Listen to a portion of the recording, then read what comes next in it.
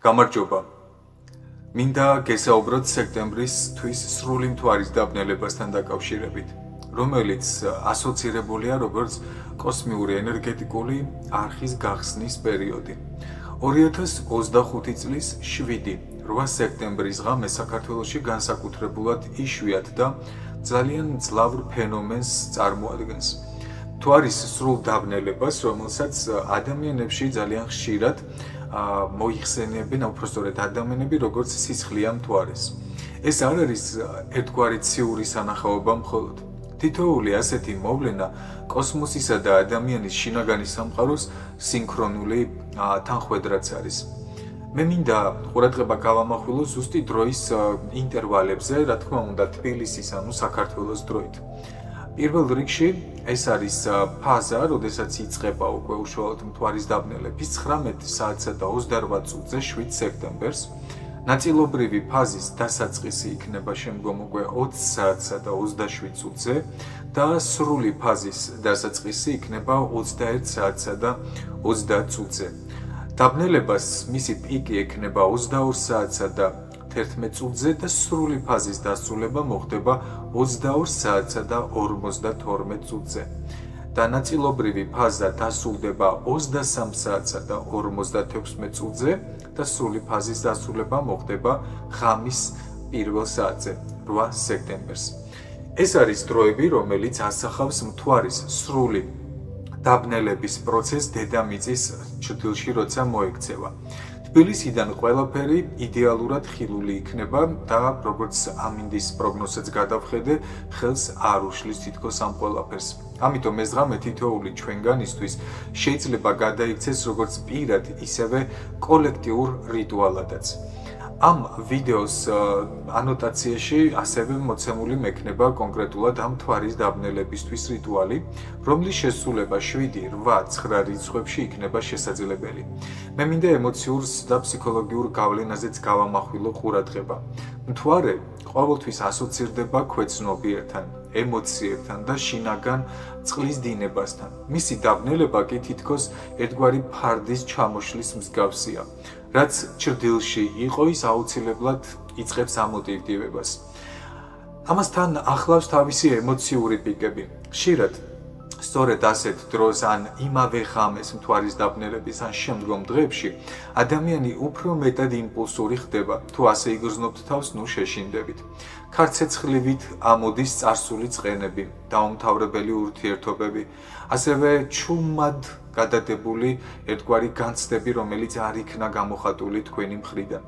ამას მოყვება მერე უკვე გათავისუფლების მომენტი.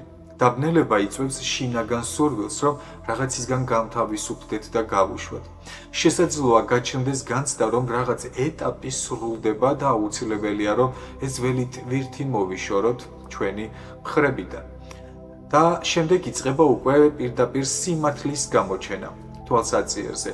დაბნელებისაც ტყუილი და ან საკუთარი თავის მოტყუება დიდხანს ვერ ინარჩუნებს სურათს.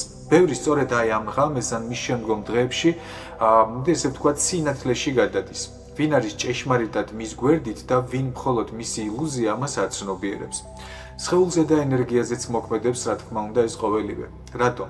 იმიტომ რომ ადამიანის სხეული არის მგრძნობიარე მთვარის რიტმების მიმართ, ხოლო სრული დაბნელება ამ ვიბრაციას პირდაპირ გაგებით ასწრებს კიდევაც. სხეულს რაც შეეხება, შეიძლება იგრძნოთ დაღლილობა, სიმძიმის შეგრძნება ჰქონდეთ, დაძინების სურვილი ამ პირიქით, ენერგიის მოზღვეობა და უძილობაც კი ზოგიერთი შემთხვევაში. ხშირია ასე დროს გულისცემის აჩქარება და ჰორმონალური მერყეობა. ამიტომ არტერიული წნევის მატარებელმა ადამიანებმა აუცილებლად მიაქციეთ ყურადღება. რაც შეეხება ენერგიას, აურის ველი გადადის გათავისუფლების პროცესში. თითქოს ის ზედმეტი ტალღები, რომელიც ჩვენ გვიშლიდა ხელს უფასოვან ყოველდღიურ რეჟიმში, ჩამოიშლება. ცნობიერება კი უფრო ინტუიციური ხდება ამ დღეებში. ადამიანს შეიძლება ჰქონდეს საჭიროება იმისა, რომ ისეთი აზრები და სიმბოლოები წარმოშვას, რომლებიც ადრე მისთვის ვერ რჩებოდა შეუმჩნეველი. ამიტომ ის, რაზეც უნდა გამახვილდეს ყურადღება, არის შემდეგი რამ. პირველ რიგში, მიაქციეთ ყურადღება შინაგან პროცესებს. სასურველია ჩანაწერის შესრულება იმ გრძნობებსთან დაკავშირებით, რომლებიც აი ამ პერიოდში იჩენს თავს. რამდენიმე კვირაში თქვენ ამ ჩანაწერს რომ გადაავლებთ თვალს, დაინახავთ თუ რაც ცდილობდა თქვენი ქვეცნობიერი, რომ გამოეგზავნა თქვენთვის როგორც ინფორმაცია. მეორე საკითხი ეს არის ურთიერთობების თემები. კონფლიქტების თავიდან აცილება არის უმნიშვნელოვანესი. ერთ სიტყვას შეუძლია ყველაფერი გააფუჭოს აბსოლუტურად. ამიტომ სჯობს მოითმინოთ, არ იყოთ სულსწრაფი და უმჯობესია შინაგანი სიმშვიდე შეინარჩუნოთ. უკეთესი იქნება თუ კონფლიქტურ მდგომარეობებს ხელოვნურადაც არ წარმოშობთ. მესამე, ეს იქნება სხეულის მოვლასთან დაკავშირებული, რადგან მსუბუქი საკვები, სუფთა წყლის მიღება და ღრმა სუნთქვითი თერაპიული ტექნიკები დაგეხმარებათ, რომ ენერგიის სტაბილურობა მოახდინოთ ამ ხნის მანძილზე. მეოთხე საკითხი ეს არის რომ ენერგია დავიცვათ ინფორმაციული ხმაურისგან. ემოციურად მგრძნობიარე ადამიანებისთვის უმჯობესი იქნება თუ მძიმე მედია კონტენტებისგან თავ შეიკავებთ და ასევე ნეგატიური ინფორმაციის შესრუტვას არ მოახდენთ, რადგან ამან შეიძლება ძალიან ცუდად იმუშაოს მომდევნო 6 თვის მანძილზე თქვენ ცხოვრებაში. ეზოთერული თვალსაზრისით მთვარის დაბნელება მიიჩნევა განთავისუფლების და კარმული კვანძების გახსნის პორტალად. ეს არის დრო, როდესაც მუშაობა ხდება გაშვებაზე და გაცილებით უფრო ეფექტურია ვიდრე სურვილების ჩაფიქრებისთვის.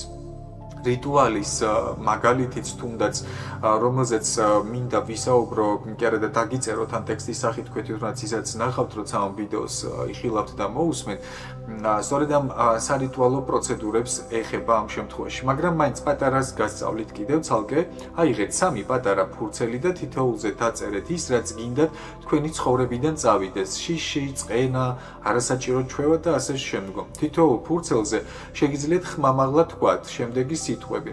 ვაღიარებ რომ ეს დასრულდა და მადლიერებით ვუშვებ მას. ფურცლები უნდა დაწვათ ან წყალში ჩაყაროთ ან გამდინარე წყალს გაატანოთ. ფერფლი კი შეგიძლიათ მიმოფანტოთ ჰაერში. ხელები აუცილებლად უნდა დაიბანოთ მარილიანი წყლით, როგორც ენერგიის ჩამორეცხვის ერთ-ერთი საუკეთესო საშუალება. ასევე ამ დღეების მანძილზე შეგიძლიათ სიმბოლური ქვები ატაროთ, ეს არის ობსიდიანი და შავი ტურმალინი, რადგან ისინი ნეგატივს თვითონ იღებენ საკუთარ თავზე. ასევე მთის კვარცი შეგიძლიათ გამოიყენოთ. სიცხადის მოტანა შეუძლიათ და თქვენს განთავისუფლების შემდგომ მეტად სიმსუბუქეს შეუწყობს ხელს. რატომ არის მთვარის დაბნელების ღამე ჩვენთვის ადამიანებისთვის განსაკუთრებული? სრული მთვარის დაბნელება არა მხოლოდ ასტრონომიული მოვლენა, არამედ სულიერი გაკვეთილიც კია და ეს ერთგვარი შესაძლებლობაცაა. ამიტომ უნდა დავემშვიდობოთ წარსულს, განვიწმინდოთ ენერგეტიკული ველი და დაუბრუნდეთ უნდა იმ სიმართლეს, რომელიც ჩვენს პიროვნებაში ცხოვრობს. ასეთი ღამეები იშვიათია, მაგრამ გავლენა შეიძლება საკმაოდ ხანგრძლივი აღმოჩნდეს ეს კიდევაც. ვინც ყურადღებით შეხვდება და გაითვალისწინებს რჩევებს, მას შეიძლება რომ ახალი ციკლი დაიწყოს გაცილებით უფრო მსუბუქად, უფრო ცნობიერად და გააზრებულადაც, რა თქმა უნდა. როგორც წეღან აღუნიშნეს საუბრის მომენტში, რომ 6 თვე გაგრძელდება ამ მთვარის დაბნელებაზე, ჩვენ როგორ დავაპროგრამებთ საკუთარ თავს, სწორედ ეს პროგრამა ჩვენი ნებისმიერი შეცდომა ნაბიჯი 6 თვის მანძილზე იმუშავებს და დაგვებრუნდება უკან. მე მინდა უძველეს ცივილიზაციებსაც შევეხო და მითოლოგიური ახსნები ჰქონდათ მათ თავის დროზე, თუმცა მოდით მაინც საინტერესოა შუმერები მაგალითად და ბაბილონელები. მთვარის დაბნელება მათთვის ასოცირდებოდა ღმერთების განრისხებასთან. ისინი თვლიდნენ, რომ მთვარის დევი სინანა, ანუ ასევე მთვარის ღმერთად წოდებული, ებრძოდა ბნელ ძალებს.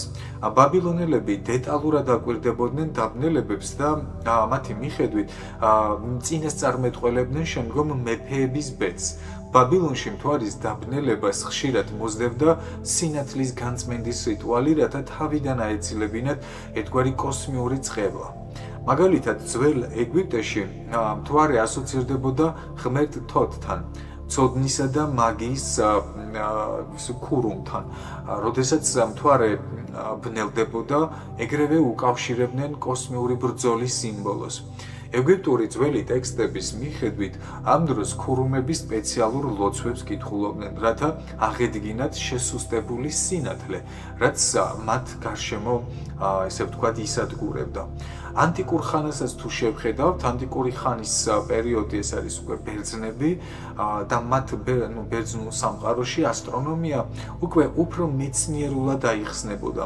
არისტარქე სამოსელი ჯერ კიდევ ძველი წელთაღრიცხვით მესამე საუკუნეში ამტკიცებდა იმას, რომ დაბნელება არის დედამიწის ჩრდილში მთვარის მოხვედრა, მაგრამ ადამიანებისთვის მაინც იდუმალი რჩებოდა ეს ყოველივე. მათ სჯეროდათ, რომ დაბნელება ღმერთთა ნიშანი იყო, განსაკუთრებით ომებისა და პოლიტიკური გარდატეხების წინ. და თუ დავაკვირდებით ყოველი მთვარის დაბნელების წინა და შემდგომ პერიოდებს მნიშვნელოვანი გარდატეხები მოყვება, რაც შეიძლება 6 თვის მანძილზე იყოს აქტუალური. მაგალითად, რომაელების შემთხვევაში, რომაულ ლეგიონებში დაბნელებას დიდი გავლენა ენიჭებოდა კიდევაც. ისტორიკოსი პლუტარქე აღწერს, რომ ლეგიონერები პანიკაში ვარდებოდნენ, როდესაც მთვარე სისხლისფრად იღებებოდა. მაშინდელი მეთაურები ქურუმებს იწვევდნენ, რომლებიც თავიანთი ხმაურიანი ზარებით, რეკვითა და ცეცხლის ელემენტით ცდილობდნენ მთვარის განთავისუფლებას მავნე ბორკილებისგან. საინტერესოა ასევე ალბათ თქვენთვისაც აზიურ ცივილიზაციაში რა პროცესები მიმდინარეობს ამ ყოველივეს შემდგომ. პირველ რიგში მინდა აღვნიშნო ის, რომ ეს არის ჩინეთი, ძალიან საინტერესოა, რადგან ჩინურ ტრადიციაში მთვარის დაბნელება ასოცირდებოდა დრაკონის მიერ მთვარის შეჭმასთან. ხალხი გამოდიოდა ამ დროს ქუჩებში და აბრახუნებდნენ აბსოლუტურად ყველაფერზე, რაც გააჩნდათ. იქნებოდა ეს ზარები, კვაბები და ასე შემდგომ, რათა დრაკონი დაეფრთხოთ და გაეძევებინათ. იმპერატორის ასტრონომები განსაკუთრებულ ყურადღებას აქცევდნენ ამ ყველაფერს, რადგან სჯეროდათ, რომ დაბნელება სახელმწიფოს იღბალზე მოქმედებდა. ინდოეთიც არანაკლებ საინტერესოა, რადგან ვედურ მითოლოგიაში მთვარის დაბნელებას იწვევს დემონი რაჰუ, რომელიც ცდილობს მნათობის შთანთქმას. ინდოეთში დღემდე შემორჩენილია ტრადიცია. დაბნელებისას ძალიან ბევრი ადამიანი მარხულობს და მიაჩნიათ, რომ ეს აუცილებელი და საჭიროა, რადგან ბნელი ენერგია საკვებთან ერთად სხეულში არ შემოიჭრას და არ მოახდინოს ჩვენი ადამიანების ფიზიკური, ენერგეტიკული თუ ფიზიკური სხეულის თუნდაც დაბინძურება. არანაკლებ საინტერესოა, რა თქმა უნდა, ამ ძველი ისტორიების პარალელურად შუა საუკუნეები და თვითონ ქრისტიანული სამყარო. შესაბამისად, მათაც ჰქონდათ გარკვეული ერთგვარი ტრადიციები კიდევაც. ევროპაში შუა საუკუნეებში მთვარის დაბნელება ძალიან ხშირად განიხილებოდა როგორც აპოკალიფსის ნიშანი. ბიბლიური ტექსტები, სადაც საუბარია მაგალითად ისეთ მთვარეზე, რომელსაც ახლა შვიდში ველოდებით, სისხლიან მთვარებს გულისხმობ, პირდაპირ ასოცირდებოდა ამ მოვლენასთან. მრავალი ქრონიკა მოგვითხრობს, რომ ხალხი შიშისგან ეკლესიებში იკრიბებოდა და ერთობლივად იწყებდნენ ლოცვის აღვლენას. ახალი დრო და თავად ეს ეპოქა თავისი მეცნიერული ახსნებითაც საინტერესოა, რა თქმა უნდა. რეზონანსისა და ახალი დროის ეპოქაში, როცა გალილეომ და კეპლერმა ციური მექანიკა გააცნობიერეს, მთვარის დაბნელება უკვე მეცნიერულად იქნა უფრო სრულფასოვნად ახსნილი და არა მითოლოგიურად. თუმცა მიუხედავად იმისა, რომ მიზეზი გამჭვირვალე იყო საზოგადოებისთვის, ემოციური და მაგიური აღქმა მაინც შენარჩუნდა მთვარის ციკლებთან თუ მის დაბნელებებთან დაკავშირებით. ხალხში ის კვლავ რჩებოდა გარდატეხის სიმბოლოდ. ხოლო ასტროლოგები მას დღესაც კარმულ პორტალად მოიხსენიებენ და მიიჩნევენ და არა მარტო ასტროლოგები, ეზოთერული სფეროს ან მიმდინარეობების სხვადასხვა წარმომადგენლები. დღევანდელ ჩვენს ეპოქას შეეხება, დღეს მთვარის დაბნელებას ასტრონომიულ სანახაობად აღვიქვავთ, მაგრამ ფსიქოლოგიურად და კულტურულად მას მაინც აქვს საკუთარი სიძლიერე. ის თითქოს გვაგონებს, თუ რამდენად მჭიდრო კავშირი აქვს ადამიანისა და მაგალითად კოსმოს შორის, უფრო ადამიანის ცნობიერების კავშირი კოსმოსთან. ასტროლოგები მაგალითად მას ხედავენ როგორც დროის ფანჯარას, როცა აუცილებელია მოხდეს განთავისუფლება პირველ რიგში იმ ძველი მარწუხებისგან, რომელიც ადამიანს ბოჭავს და არ აძლევს განთავისუფლების, განვითარებისა თუ სიახლეების მიღების საშუალებას. ფსიქოლოგიურად თუ შევხედავთ ამ ყოველივეს, ბევრი ადამიანი სწორედ ამ დროს უკეთ გრძნობს თუ რაღაც ეტაპი მის ცხოვრებაში სრულდება და უფრო შესამჩნევია მისთვის, იმიტომ რომ მთელი ემოციური სპექტრი იწყებს მუშაობას. მთლიანობაში თუ შევაჯამებთ ამ საუბარს, მთვარის დაბნელება რა დროც არ უნდა გავიდეს, ყველა ეპოქაში იყო ნათელსა და ბნელს შორის ბრძოლის სიმბოლო. თუ მაგალითად უძველესი ხალხი ხმაურით ანთავისუფლებდნენ მთვარეს, ჩვენ დღეს შეგვიძლია უფრო მშვიდად, თუნდაც მედიტაციით, ჩანაწერებით და შინაგან საკუთარ თავთან თვითრეფლექსიური მუშაობით შევხვდეთ ამ კოსმიურ მოვლენას და შესაბამისად გავაჯანსაღოთ ჩვენი ენერგიაც.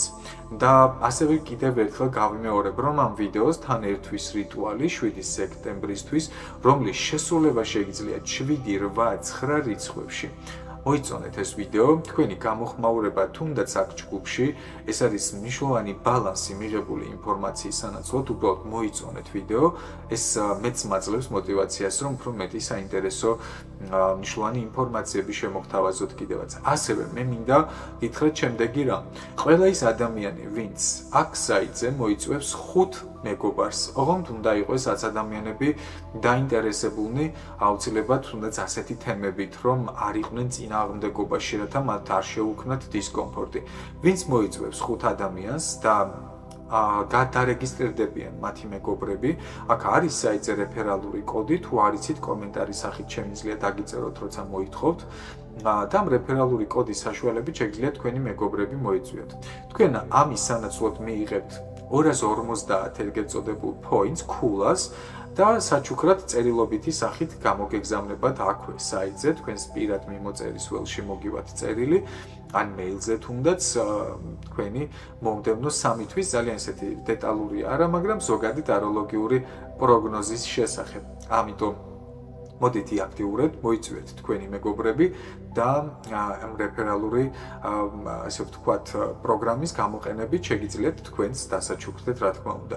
ის ადამიანები კი ვინც თქვენს მიერ იქნებიან მოწვეულები, აუცილებლად მიიღებენ ონლაინ სასწავლო პროგრამებში 50%-იან ფასდაკლებას გარდა მხოლოდ ერთი სასწავლო კურსისა, ეს არის მაგიის სასწავლო კურსი. სხვა ყველა ტრენინგზე 50%-იან ფასდაკლებას მიიღებენ.